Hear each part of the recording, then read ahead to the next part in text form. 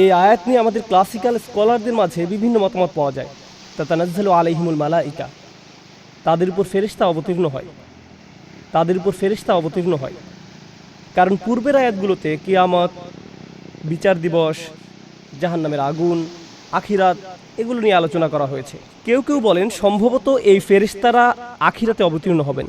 আবার অন্যরা বলেন এই আয়াতে এই ধরনের কোনো সীমা নির্ধারণ করা হয়নি, সম্ভবত মৃত্যুর সময় এই ফেরেশতাদের আগমন ঘটবে। আপনি একটি ভালো জীবন যাপন করেছেন, এখন আপনি মৃত্যুসজ্জায়, আজ হোক বা কাল হোক আমরা একদিন এই মৃত্যুসজ্জায় শায়িত হব। এটা গাড়িতে ঘটুক, প্লেনে ঘটুক বা আমাদের বিছানায় ঘটুক, যেখানে ঘটুক না কেন এটা অবশ্যই ঘটবে। যখন আমরা বৃদ্ধ হয়ে পড়ব অথবা হাসপাতালে বিছানায় আপনি শুয়ে আছেন, চারপাশে আপনার পরিবারের সদস্যরা কান্নাকাটি করছে, আপনি কথা বলতে পারছেন না, কারণ বালাগাত তারাকি, রূহ ইতিমধ্যে আপনার গলায় পৌঁছে গেছে। আপনি আমি এই ক্ষণস্থায়ী বাসস্থান ছেড়ে চিরদিনের বিদায়ের পথে। এই শরীরটাও আমাদের রূহের জন্য ক্ষণকালের বাসস্থান। আমরা এই শরীর ছেড়ে দেওয়ার পথে। আপনার মা পাশে দাঁড়িয়ে আছে, আপনার ভাই, আপনার বোনেরা এবং আপনার পরিবারের অন্যান্য সদস্যরা দাঁড়িয়ে আছে, তারা সবাই কাঁদছে। ঠিক সে সময় আপনার চোখ খুলে গেল, আপনি এমন কিছু দেখতে পাচ্ছেন যা অন্য কেউ দেখতে পাচ্ছে না। তখন তারা শুধু দুই দল ফেরেশতাদের মাঝে যে কোনো এক দলের দেখা পায়। এক ধরনের ফেরেশতা হলো এমন ফেরেশতা যাদের দেখে এমন ভয় পাবেন যা জীবনেও আপনি কখনো পাননি। আর অন্য দল হলো যাদের দেখে এত আনন্দিত হবেন যে জীবনে কখনো এতটা আনন্দিত হননি। এই আয়াতে যে ফেরেশতাদের কথা বলা হয়েছে তারা হলেন দ্বিতীয় দলের ফেরেশতা, এবং বলবে ভয় পেও না, দুঃখ করো না, ভয় পেও না। আলেমরা এই আয়াতের ব্যাখ্যা নিয়েও অনেক আলোচনা করেছেন। যে ভয়ের ব্যাপারটা বুঝলাম, আপনি মারা যাচ্ছেন তাই ভয় পাওয়াটাই স্বাভাবিক। এখানে লা তাহজানু কেন বলা হলো?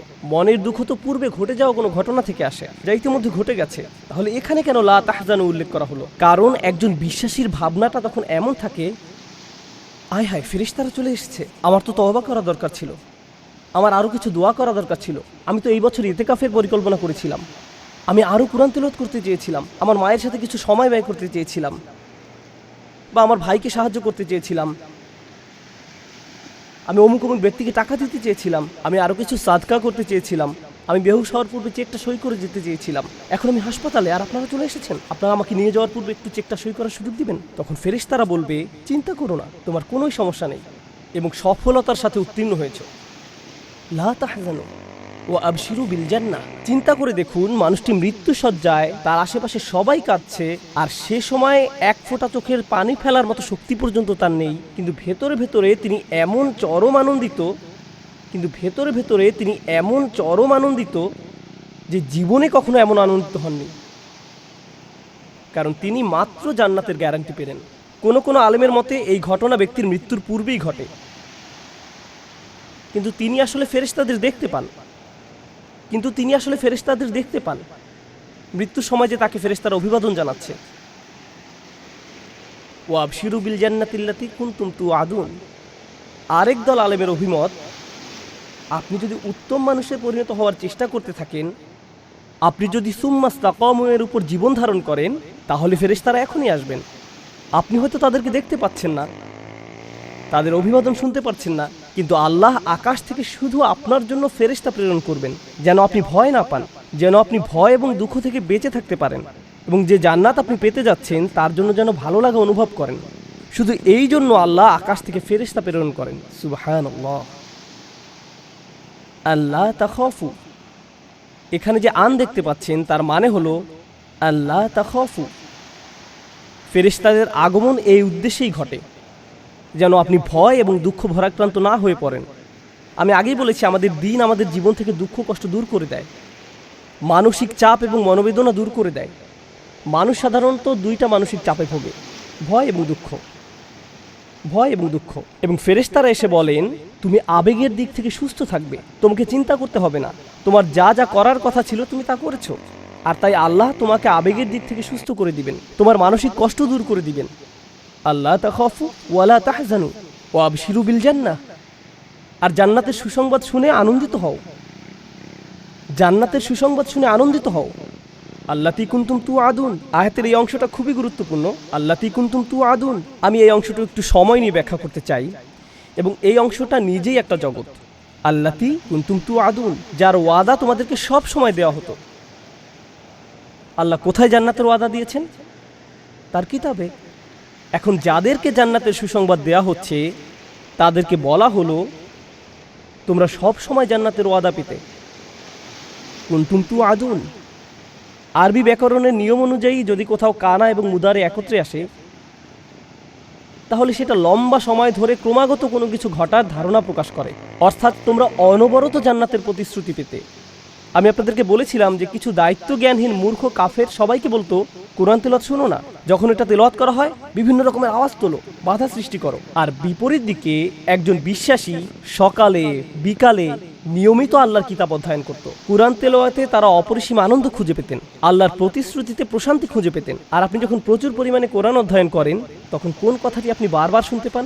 আপনি জান্নাতের কথা অনেক বেশি শুনতে পান। আর ব্যাপারটা শুধু মাঝে মাঝে শুনতে পান এমন নয়, আপনি প্রতিনিয়ত জান্নাতের কথা শুনতে পান। আল্লাহ আমাদের জন্য যে বাসস্থান তৈরি করে রেখেছেন তিনি কোরআনে বারবার বারবার এবং বারবার জান্নাতের কথা বলেছেন।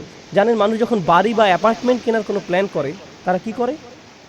তারা সারাক্ষণ ওই অ্যাপার্টমেন্টের কথা বলতে থাকে। তারা তাদের আলোচনায় বারবার বাড়ির কথা নিয়ে আসে। আপনার হাতে যখন বাড়ি কেনার জন্য যথেষ্ট টাকা আসে বা বাড়ি ক্রয় করে ফেলেন তখন একটু সময় পেলেই বাড়ির আশেপাশে ঘুরে আসেন, রিয়েল এস্টেটের ওয়েবসাইটে বারবার ভিজিট করতে থাকেন, কারণ নতুন বাড়িতে ওঠার জন্য আপনি আর দেরি সহ্য করতে পারছেন না। মানুষের ভিতরে কিছু একটা আর দেরি সহ্য করতে চায় না। এই বাড়িটা কিনবো নাকি ওই বাড়িটা কিনবো, ওই বাড়িটার পেছনের দিকটা দেখো কি সুন্দর। কিছু একটা আছে আমাদের ভেতরে, এটা আমাদের প্রাকৃতিক। আমরা নতুন বাড়ি খুবই পছন্দ করি। আপনি হয়তো 5 বছর আগে এখনকার বাড়িটা কিনেছেন, কিন্তু এটাকে এখন পুরাতন মনে হয়। অন্য কারো নতুন বাড়িতে গেলে মনে মনে ভাবেন, আরে বাড়িটা তো খুব সুন্দর, আমি কি এরকম একটা কিনতে পারবো? ব্যাংক অ্যাকাউন্টটা চেক করে দেখি তো, যদি এখনকার বাড়িটা বিক্রি করি তাহলে হয়তো কিনতে পারবো। আল্লাহ আমাদের ভিতরে এই চাহিদা দিয়েছেন, আমরা বাড়ির মালিক হতে ভালোবাসি। আল্লাহ জান্নাতের রিয়েল এস্টেটের কথা কোরআনের সর্বত্র বলেছেন। আমি তোমাদের প্রতিশ্রুতি দিচ্ছি, আমি তোমাদের জান্নাতের প্রতিশ্রুতি দিচ্ছি, আর আমি আপনাদের নিশ্চয়তা দিচ্ছি একবার যখন আমরা জান্নাতের বাড়িতে উঠবো আর কখনোই অন্য কোথাও সরে যেতে চাইবো না। এই আয়াত থেকে যে ধারণাটি আমি আপনাদের সবাইকে দিতে চাই, এমনকি আমার নিজের জন্য যে ফেরেশতারা এসে বলবেন তোমাকে অনবরত জান্নাতের প্রতিশ্রুতি দেওয়া হতো। এখন আপনি যদি নিয়মিত কোরআন অধ্যয়ন না করেন তাহলে আপনি তো অনবরত জান্নাতের প্রতিশ্রুতি পাচ্ছেন না। আপনি যদি নিয়মিত আল্লাহর কালাম না শুনেন তাহলে তো আপনি তাদের অন্তর্ভুক্ত নন যাদেরকে নিয়মিত জান্নাতের প্রতিশ্রুতি দেওয়া হয়েছিল। এখানে তাদের কথাই বলা হচ্ছে আল্লাহর কালামের সাথে যাদের একটা ঘনিষ্ঠ সম্পর্ক ছিল। কাফেরদের ব্যাপারে আল্লাহ বলেছিলেন ওয়া আল গাউফিহি, তারা বলতো তোমরা এই কোরআন শোনো না এবং এটা তেলাওয়াতের সময় তোমরা শোরগোল করো। আপনি তো আর সেই কাফেরদের মতো একজন নন। কিন্তু যখন আপনার মাথায় কয়েকটি অপশন থাকে পছন্দ করার, আপনার মোবাইলে সম্পূর্ণ কোরআনের MP3 আছে, আবার অন্য ধরনের অ্যালবামও আছে, তখন ভাবেন কি শুনবো এখন, গাড়িতে এখন আমার কি শোনা উচিত? এরকম পছন্দ করার সময় কোনটা পছন্দ করছেন? আপনি কি কোরআনের পরিবর্তে গান বাজনা পছন্দ করছেন? নিউজ কিংবা শেয়ার বাজারের খবর শুনছেন? কোরআনের বদলে কি এগুলোর কোনো একটা বেছে নিচ্ছেন? কি পছন্দ করছেন? আমাদের প্রত্যেকের জন্য এটা একটা ব্যক্তিগত প্রশ্ন। আমি নিজেও এর বাহিরে নই। বাসায় হয়তো কিছু সময়ের জন্য অবসর পেয়েছেন, চলো ইউটিউবে একটা ফানি ভিডিও দেখি, নতুন কি যেন একটা ভিডিও এসেছে দেখি, একই কোরআন তুলে নিচ্ছেন। আমাদেরকে এমন মানুষে পরিণত হতে হবে যারা প্রতিনিয়ত আল্লাহর কালামের সংস্পর্শে আসে। অন্য যে কোনো কিছুর চেয়ে আমাদেরকে কোরআনের মানুষে পরিণত হতে হবে। কেবল তখনই আমরা আল্লাহর ওই সমস্ত প্রতিশ্রুতিগুলোর ব্যাপারে আনন্দ খুঁজে পাবো। আল্লাহি, যখন আপনি আল্লাহর প্রতিশ্রুতিগুলোর কথা শুনবেন, আল্লাহর প্রতিশ্রুতিগুলোর অন্যতম একটি সৌন্দর্যমণ্ডিত ব্যাপার হলো একজন বিশ্বাসী হিসেবে আমার আর আপনার তর সয় না। আল্লাহ যখন জান্নাতের গাছগাছালির বর্ণনা প্রদান করেন, আমাদের আর দেরি সহ্য হয় না। যখন তিনি পানীয় দ্রব্যের বর্ণনা প্রদান করেন, তারপর জান্নাতে এগুলো স্বচক্ষে অবলোকন করার পর আমরা বলবো ওই আয়াতে আল্লাহ এটার বর্ণনা দিয়েছিলেন। আমরা যত খুশি জান্নাতের আয়াতের তাফসির পড়তে পারি, কিন্তু জান্নাতের আয়াতগুলোর আসল তাফসির হলো জান্নাত নিজে। তখন আমরা আল্লাহর কথা এবং বাস্তব জিনিসের মাঝে তুলনা করার আনন্দ খুঁজে পাবো, যে এগুলোর কথাই তো সবসময় শুনে এসেছি এবং এই জিনিসগুলোর অভিজ্ঞতা লাভ করছিল সব সময়। যে লোক এই আয়াতের আসল অর্থ কি তা দেখার জন্য আর দেরি সহ্য করতে পারেনি। কতবার আমরা শুনেছি জান্নাতিন তাজরি মিন তাহতিহাল আনহার, জান্নাতিন তাজরি মিন তাহতিহাল আনহার, কতবার। যখন জান্নাতে দাঁড়িয়ে এই তাজরিমিন তাহতিহাল আনহার নিজের চোখে দেখবেন এবং এই আয়াত তিলাওয়াত করবেন, তখন যে অবর্ণনীয় আনন্দ খুঁজে পাবেন তার কোনো তুলনা হয় না। তাতানাজ্জালু আলাইহিমুল মালাইকা আল্লা তাখাফু ওয়ালা তাহজানু ওয়া আবশিরু বিল জান্নাহ আল্লাতী কুনতুম তুআদুন। আল্লাহ আমাদেরকে তাদের অন্তর্ভুক্ত করুন। নাহনু আউলিয়াউকুম ফিল হায়াতিদ দুনিয়া ওয়া ফিল আখিরাহ। আমরাই তোমাদের প্রতিরক্ষায় নিয়োজিত আছি, আমরাই তোমাদের প্রতিরক্ষায় নিয়োজিত বন্ধু, এই দুনিয়াতে এবং পরকালেও। আল্লাহ আজ্জা জাল্লা ফেরেশতাদের বাহিনী পাঠান আমাদের হেফাজতের জন্য, কারণ আমরা সাহসিকতার সাথে ঘোষণা দিয়েছি যে আমরা মুসলিম এবং সে অনুযায়ী জীবন পরিচালনা করেছি। আমরা কার প্রোটেকশনের জন্য মুখিয়ে আছি? আল্লাহ তো ইতিমধ্যে ফেরেশতাদের ব্যাটালিয়ন পাঠিয়ে দিয়েছেন, আর এই ফেরেশতারাই জান্নাতে তাকে বলবে আমরা আসলে সব সময় তোমাদের সাথে ছিলাম। আল্লাহ আমাদেরকে তোমার নিরাপত্তায় নিয়োজিত টিমের অন্তর্ভুক্ত করেছেন এই দুনিয়ায় ফিদ দুনিয়া ওয়াল আখিরা, এবং আখিরাতেও। এখন পরকালে আবার কেন সিকিউরিটি লাগবে? দুনিয়ার কথা না হয় বুঝলাম যে এখানে পদে পদে বিপদ রয়েছে, কিন্তু আখিরাতে কেন দরকার? কারণ কবর থেকে জেগে ওঠার পর থেকে জান্নাতের গেইটে পৌঁছা পর্যন্ত পথে অনেক বিপদ রয়েছে, পথটা অনেক বিপদ সংকুল। এজন্য আখিরাত আল্লাহ আমাদেরকে নিয়োগ করেছেন এটা নিশ্চিত করার জন্য যে তুমি ঠিক আছো। ওয়ালাকুম ফিহা মা তাশতাহি আনফুসুকুম। আর জান্নাতে বিশেষভাবে তোমাদের জন্য রয়েছে তোমাদের মন যা চায় তাই, তোমাদের শাহওয়া থেকে যেটাই আসে। শাহওয়া মানে তীব্র ক্ষুধা, কোনো কিছুর জন্য প্রচণ্ড আকাঙ্ক্ষা। অডিয়েন্সের মাঝে বাচ্চারা আছে, প্লে স্টেশনে গেম খেলার জন্য তাদের মধ্যে প্রচণ্ড আকাঙ্ক্ষা রয়েছে। তাদের মাথায় শুধু একটা জিনিসই কাজ করে, খেলতে হবে, আমাকে খেলতে হবে, আমাকে খেলতে হবে। তারপর তারা খেলতে শুরু করে। মানুষ ভিডিও গেমে আসক্ত হয়ে পড়ে, অনেকেই মুভি দেখায় আসক্ত হয়ে পড়ে। নতুন মুভি আসলেই সেটা দেখা যেন ফার্দ আল আইন, কিফায়া না, আইন। মুক্তি পাওয়ার রাতেই দেখতে হবে। প্রথম রাতেই যদি লাইনে দাঁড়ানো না যায় তাহলে তো তুমি এখনো পরিপূর্ণ মানুষই হতে পারোনি। তোমার জীবনের উদ্দেশ্য পূরণে তুমি ব্যর্থ হলে। যদি লাইনে না দাঁড়াতে পারো এবং মুভি দেখতে না পারো, তাহলে দেখা যাচ্ছে আমাদের বিভিন্ন ধরনের ক্ষুধা রয়েছে। কারো ক্ষুধা বিনোদনের জন্য, কারো মিউজিকের জন্য, আবার কারো আড্ডা দেওয়ার জন্য, চলো চলো আড্ডা দিই। কারো আবার খাবারের জন্য, অনেকে আবার ইন্দ্রিয় পরায়ণ। আমাদের এই ক্ষুধাগুলো রয়েছে। আল্লাহ বলছেন আমি তোমাদের সকল ক্ষুধা নিবারণ করে দেব। ওয়ালাকুম ফিহা মা তাশতাহি আনফুসুকুম। তোমাদের যত ক্ষুধা আছে আমি তার সব মেটাবো, আমি তোমাদের সম্পূর্ণ তৃপ্ত করব। তোমরা কোনো ক্ষেত্রেই অতৃপ্ত থাকবে না। জানেন, এটা কেবল শুরু মাত্র। ওয়ালাকুম ফিহা মা তাদদাউন। ব্যাপারটা সত্যি অসাধারণ। আরবিতে ইদ্দা শব্দের অর্থ হলো কোনো কিছু দাবি করা। এর আরেকটা অর্থ আত-তালাব, কোনো কিছু খোঁজ করা। তোমরা যা কিছু চাইবে। বর্তমানে আমি আপনি এই পৃথিবীতে বাস করছি, আর আমাদের কল্পনা শক্তি সীমিত, এটা নিয়ন্ত্রিত। তাই এখন আমি কেবল আমার সীমিত কল্পনা শক্তির ভেতরেই কোনো কিছু কল্পনা করতে পারি, ঠিক কিনা? আমি এখন যা কিছু চাইবো তা আমার সীমিত কল্পনা শক্তির পরিসর থেকেই। এখন রাসূলুল্লাহ সাল্লাল্লাহু আলাইহি ওয়াসাল্লাম জান্নাতের বর্ণনা দিতে গিয়ে বলেন মালা আইনু রাআত, যা কোনো চোখ দেখেনি, ওয়ালা উযুনুন সামিআত, কোনো কান কোনোদিন শোনেনি, ওয়ালা খাতারা আলা কলবি বাশার, মানুষের অন্তর কখনো সেটা কল্পনা করেনি। যখন আমি আর আপনি একদিন আল্লাহর অনুমতি ক্রমে, আল্লাহর দয়ায় যখন আমরা জান্নাতে প্রবেশ করব, আমাদের কল্পনা শক্তি কি তখন বিস্তৃত হবে না? তখন কি এমন হবে না যে আমরা এমন সব জিনিস দেখব যা আগে কখনো কল্পনা করিনি? হ্যাঁ। তাহলে দুনিয়াতে যে ক্ষুধাগুলোর অভিজ্ঞতা অর্জন করেছেন, জান্নাতের শুরুতে আপনার শুধু সেই ক্ষুধাগুলোই থাকবে। কিন্তু জান্নাতে আসার পর আপনার মাঝে এখন নতুন ধরনের কামনা বাসনা জাগ্রত হবে। আপনি এখন নতুন নতুন জিনিস চান। তাই আল্লাহ বলছেন শুধু তোমাদের শাহওয়া নয়, ওয়ালাকুম ফিহা মা তাদদাউন। পরবর্তীতে জান্নাতে তোমাদের মাথায় নতুন কোনো চাহিদা জাগ্রত হলে সেটিও তুমি পাবে, আপনি তখন সেটাও পাবেন। ব্যাপারটা এমন হবে না যে তুমি তো ইতিমধ্যে একবার অর্ডার করেছো আর করতে পারবে না। জান্নাতে এরকম হবে না।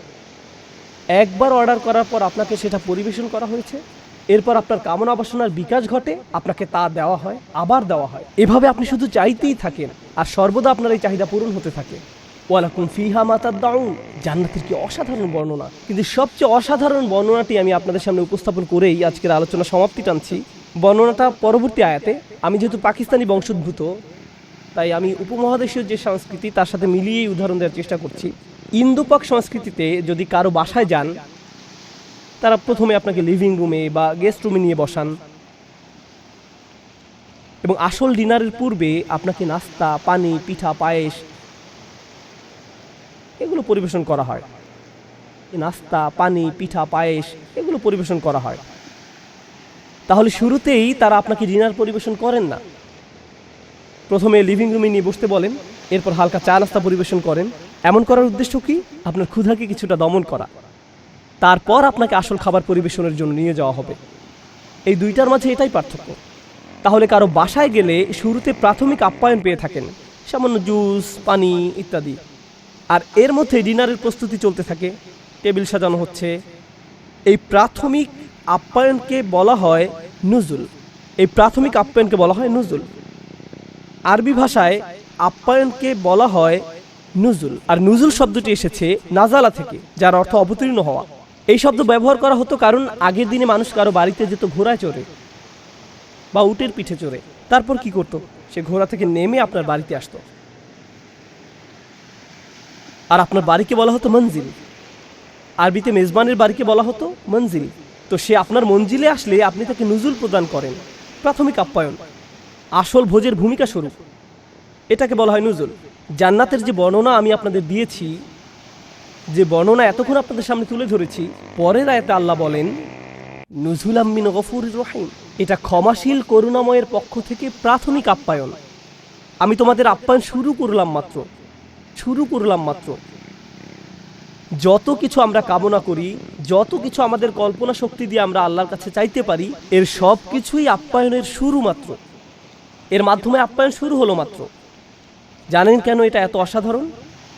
কারণ দিন শেষে আমরা তো সৃষ্টি মাত্র।